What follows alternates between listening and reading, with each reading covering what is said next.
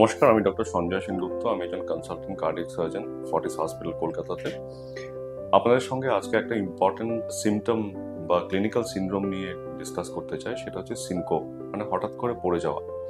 আমরা এরকম অনেক সময় দেখি আমাদের বিভিন্ন জীবনযাত্রায়, এখানে সেখানে বা আমাদের ক্লিনিক্সেও আমরা প্রচুর এর ধরনের পেশেন্ট দেখতে পাই, যারা এই হিস্ট্রি নিয়ে এসছেন যে হঠাৎ করে পড়ে গেছিলাম আজকে, বা কখনো বারবার পড়ে যাচ্ছি। তো যেটা মেইনলি হয় কি, যে আমাদের ব্রেনের যে নার্ভগুলো আছে, আমাদের সেন্ট্রাল নার্ভাস সিস্টেম, ব্রেনের যে নার্ভগুলো, তাদের কিন্তু দু তিনটে জিনিস খুব দরকার। একটা হচ্ছে ব্লাড ফ্লো, অ্যাডোকেট ব্লাড ফ্লো, এবং তার সঙ্গে ব্লাডে এনাফ অক্সিজেন এবং গ্লুকোজ। তো এই ব্লাড ফ্লোতে যখন কোনো গন্ডগোল হয়, তখন কিন্তু আমাদের এই সিনড্রোমটা হয়, which is called সিনকোপ। তো সিনকোপ হলে যেটা হয়, মানুষটা দাঁড়িয়ে আছে, হঠাৎ করে পড়ে গেলেন। তো এই সময় আমাদের কি কি করণীয়, মানে সেই মানুষটার যে ঘটনাটা হলো, সেই ঘটনাটার পরিপ্রেক্ষিতে আমরা যারা বাইস্ট্যান্ডার, আমাদের তখন কি কি করণীয় সেটা আমাদেরকে জানতে হবে। কয়েকটা মিথ আমাদের আছে। কেউ পড়ে গেলে বা অজ্ঞান হয়ে গেলে আমরা আগে জল দিয়ে দিই, একটু জল আন করে তাড়াতাড়ি আগে জল খাইয়ে দিই। এটা কিন্তু একদমই ঠিক নয়। মুখে বা হাতে পায়ে একটু জলের ঝাপটা ঠিক আছে, কিন্তু সঙ্গে সঙ্গে জল খাওয়ানোটা একদমই উচিত না। কারণটা আমাদের বুঝতে হবে ধীরে ধীরে। সেটা হচ্ছে, যেগুলো করতে হয় সেটা হচ্ছে মানুষটাকে পাশ ফিরিয়ে দিতে হবে। তার মুখের এয়ারওয়েটা যেন মানে মুভ করছে, তার তার ব্রিদিংটা যেন কন্টিনিউ হচ্ছে, সেটা আমাদের ফার্স্টে এনশিওর করতে হবে। যদি মানুষটা পড়ে যাওয়ার পর ব্রিথ করছে না এরকম মনে হয়, তাহলে সঙ্গে সঙ্গে should call for help. At the same time chest massage দিতে হবে, মাউথ টু মাউথ ব্রিদিং, এগুলো অ্যাসিস্ট করতে হবে। এবং সেগুলো থেকে মোটামুটি একটা স্টেবল হলে সিচুয়েশনটা, তখন তাকে হসপিটালাইজেশনের জন্য থাকতে করতে হবে। এই ব্যাপারটা ইম্পর্টেন্ট। আরেকটা হচ্ছে, কিরকম হিস্ট্রি আমরা যখন পাই, আমরা কিভাবে সিনকোপের বিভিন্ন কারণগুলো সেখান থেকে দর্শাতে পারি। একটা হচ্ছে কার্ডিয়াক প্রবলেম থাকলে সিনকোপ হতে পারে, যাদের হার্ট রেট খুব কমে যায় বা হার্ট রেট খুব বেশি হয়ে যায়। আরেকটা হচ্ছে নিউরোলজিক্যাল কোনো কারণে, কারো এপিলেপসি বা কনভালশন হলে সিনকোপ হতে পারে। স্ট্রোক হলে কখনো কখনো সিনকোপ নিয়ে সেটা প্রেজেন্ট করতে পারে। কখনো কখনো কোনো মানুষের স্ট্রোক হলো, কিন্তু সেটা 24 ঘন্টার মধ্যে আবার সবকিছু ঠিকঠাক হয়ে গেল। তো সেই সময় তো সিনকোপের একটা প্রি সিনকোপ বা সিনকোপের একটা ব্যাপার থাকে। এবং অন্যান্য সময় যেটা হয়, যদিও এই তৃতীয় কারণটা খুব বিনাইন বাকি দুটোর থেকে, সেটা হচ্ছে নিউরোকার্ডিওজেনিক সিনকোপ। তো এই তিনটে ডিফারেন্ট সিনকোপকে আমরা ক্লিনিক্যালি কিভাবে ডিস্টিংগুইশ করব। কার্ডিওজেনিক সিনকোপে যেটা হয়, মানুষটা পড়ে গেলেন এবং খুব তাড়াতাড়ি আবার মানুষটা জেগে উঠলেন নিজে থেকে, এবং তার কোনো লস অফ কনসিয়াসনেস বা লস অফ মেমোরি সেরকম কিছু একটা হয় না। সামান্য সময়ের জন্য লস অফ কনসিয়াসনেস হয় এবং সেটা ফিরে আসে।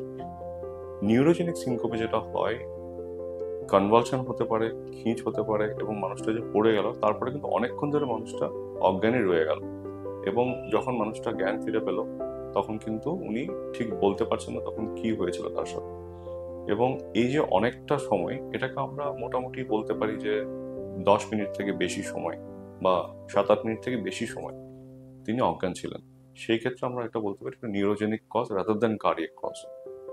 আর নিউরোকার্ডিওজেনিক যেটা ব্যাপার, মানে তৃতীয় কারণ যেটা আমরা বলি সিনকোপের, সেটাও কিন্তু যথেষ্ট কমন, এবং সেটা কিন্তু বিশেষ করে বয়স্ক পেশেন্টদের ক্ষেত্রে আমরা দেখি। সেটা হচ্ছে, অনেকক্ষণ ধরে রোদে দাঁড়িয়ে আছেন, কোনো একটা স্ট্রেসের কাজ করছে, মানে কোনো কারণে হয়তো ডিহাইড্রেট হয়ে গেছেন, কোনো কারণে তাদের ভেগাল টোন খুব বেশি।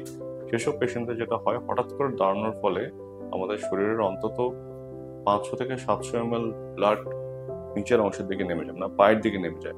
সেই সময় যদি আমাদের অটোনমিক নার্ভাস সিস্টেম কোনো কারণে ভালো কাজ না করে, বা বডি ভলিউম যদি আমাদের ডিহাইড্রেশনের একটা এলিমেন্ট থাকে, তাহলে যেটা হয়, অটোনমিক নার্ভাস সিস্টেম কি করে, যেই ব্লাডটা পায়ের দিকে নেমে গেল সেটাকে পুল করে আবার উপরের দিকে পাঠিয়ে দেয়, ফিজিওলজিক্যালি, ন্যাচারালি। এইটা কোনো কোনো কারণে ব্যাহত হয় সেসব পেশেন্টদের ক্ষেত্রে। তার ফলে কি হয়, স্বভাবতই হার্টে ব্লাড কম যায় এবং হার্ট কম ব্লাড সাপ্লাই করে, এবং তখন একটা নিউরোজেনিক সিনকোপ হয়। মানে এটা হচ্ছে নিউরোকার্ডিওজেনিক সিনকোপ। এবার এই সমস্ত ক্ষেত্রে যেটা ইম্পর্টেন্ট, সেটা হচ্ছে clinical history. Unnecessary investigation, battery of test যখন আমরা বুঝতে পারি না, ক্লিনিক্যাল হিস্ট্রি ঠিক করে না পাই, তখন আমাদের করতে হয়, এবং তার ফলে যেটা হয়, ভয়ের উদ্রেক হয় বিভিন্ন, এবং আমাদের কনফিউশনও হয়, এবং ঠিক কজটাতে আমরা পৌঁছতে পারি না, তার ফলে ট্রিটমেন্টও ভুলভাল হবে। তো সেটার জন্য আমাদের যেটা দরকার একটা অ্যাসিউড ক্লিনিক্যাল হিস্ট্রি, যেটা বাইস্ট্যান্ডার যিনি ছিলেন বা আশেপাশে যারা থাকেন তারা যেন ঠিক করে বলতে পারেন ঠিক কতক্ষণ ধরে উনি আনকনসিয়াস ছিলেন। এটা খুব খুব ইম্পর্টেন্ট। এবং পেশেন্ট নিজে বলবে। নিউরোকার্ডিওজেনিকের ক্ষেত্রে যেটা হয় সেটা হচ্ছে পড়ে যাওয়ার আগে তার একটা শরীরে এক ধরনের ডিসকমফর্ট হবে, একটা অরা, একটা চোখে ব্লাইন্ডনেস, এই জিনিসগুলো উনি বুঝতে পারবেন। কার্ডিওজেনিক সিনকোপে যেটা হচ্ছে কনসিয়াসনেসের পিরিয়ডটা ব্রিফ হবে, নিউরোজেনিক সিনকোপে যেটা হচ্ছে আনকনসিয়াসনেসের পিরিয়ডটা একটু প্রলংড হবে, এবং নিউরোকার্ডিওজেনিকের ক্ষেত্রে যেটা হবে অনেকক্ষণ দাঁড়িয়ে ছিলেন রোদে, কোনো একটা স্ট্রেসে আছেন, সেক্ষেত্রে ধীরে ধীরে বুঝতে পারবেন শরীরটা খারাপ লাগছে এবং হুট করে পড়ে যাবে। তো এই ক্লিনিক্যাল ফ্যাসেটস গুলো খুব ইম্পর্টেন্ট, এগুলো আমাদের জানতে হবে। এবং তার ফলে কার্ডিওজেনিক যদি আমাদের কজ মনে হয় তাহলে আমরা ইসিজি করাই, হল্টার করাই, ইকো করাই। অনেক সময় দেখা যায় যে কোনো কোনো ভ্যালভের প্রবলেমের জন্যও কিন্তু সিনকোপ হতে পারে, যেমন এওটিক স্টেনোসিস। এওটিক ভ্যালভ যদি ন্যারো হয়ে যায় তখন সিনকোপ নিয়ে অনেকে প্রেজেন্ট করেন। হার্ট রেট খুব কমে গেলে বা বেড়ে গেলেও সিনকোপ নিয়ে প্রেজেন্ট করতে পারে। এগুলো আমরা ইসিজি বা হল্টার থেকে বুঝতে পারি। যদি এপিলেপসি বা স্ট্রোক হয়ে থাকে তাহলে আমরা সিটি ব্রেন বা এমআরআই করাতে পারি। ক্যারোটিড ভেসেল যাতে ন্যারো হয়ে যায়, এই যে ক্যারোটিড ভেসেলগুলো যেগুলো আমাদের থোরাক্স থেকে ওপরের দিকে উঠছে মাথার দিকে, সেগুলো কখনো কখনো ন্যারো হয়ে যায়। সেগুলো ন্যারো হলে আমরা সেটা ডপলারে অ্যাড্রেস করতে পারি। ডপলার করলে, ক্যারোটিড ডপলার করলে আমরা সেগুলো বুঝতে পারি। এবং সিটি বা এমআরআই ব্রেন করলে আমরা অচিরেই বুঝতে পারি যে কোনো ফোকাল লিজন আছে কিনা ব্রেনে, যেখান থেকে বারবার ব্রেনের ইলেকট্রিক্যাল অ্যাক্টিভিটিটা হ্যাম্পার হচ্ছে এবং পেশেন্ট ইজ থ্রোয়িং কনভালশন, এবং তার ফলে সেটাই সিনকোপ হিসেবে ম্যানিফেস্ট হচ্ছে। নিউরোকার্ডিওজেনিক যদি সিনকোপ হয় তাহলে আমরা একটা আনকমন বাট ইজিলি ডুয়েবল একটা টেস্ট আমরা করি, head up tilt table test, heart test. অনেক জায়গায় আমি দেখেছি পেশেন্টদের বলতে, ডাক্তারবাবু আমরা টিলটেবিল টেস্ট করতে গেছি কিন্তু আমাদের বলা হয়েছে আপনারা কিন্তু কনসেন্টে সাইন করে দেবেন এবং পেশেন্টের কিন্তু কিছু হয়েও যেতে পারে এই টেস্ট করার সময়। এটা নিয়ে একদম ভয় পাওয়ার দরকার নেই। আপনাকে স্ট্র্যাপ করে প্রপার একটা টেবিলে আন্ডার মনিটর সবকিছু করা হবে। যদি আপনি জ্ঞান হারিয়েও যান ওই সময়, সেটা খুব ব্রিফ পিরিয়ডের জন্য হবে। সত্যি সত্যি যদি আমরা নিউরোকার্ডিওজেনিক কজ ভাবি, এবং সেক্ষেত্রে ভয় পাওয়ার কিছু নেই। একটা সচরাচর যেটা আমরা বলি যে কোনো টেস্টের আগে একটু কনসেন্ট দিতে, যে কোনো একটা বড় টেস্টের, মেজর টেস্টের একটা কনসেন্ট দেওয়া, সেটা ঠিক ওরকমই। কিন্তু এটাতে ভয় পাবেন না।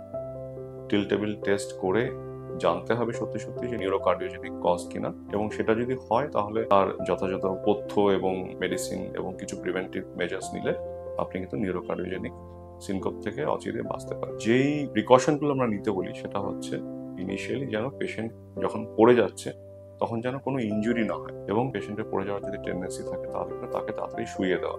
যখনই পেশেন্টের মনে হচ্ছে যে আমার একটা ডিসকমফর্ট শুরু হয়েছে, একটা অসুবিধা মনে হচ্ছে, পেশেন্টটাকে শুয়ে দেওয়া হয়। যদি শুয়ে দেওয়া যায় পেশেন্টকে ওই সময়, তাহলে কিন্তু অর্ধেক ঝামেলা কিন্তু সেখানেই শেষ হয়ে গেল।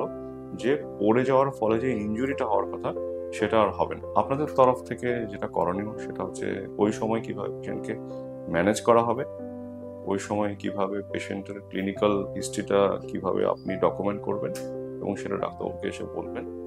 এবং খুবই প্রিভেন্টেবল এবং ট্রিটেবল একটা কজ, এটা আমরা এভাবেই ম্যানেজ করতে পারি।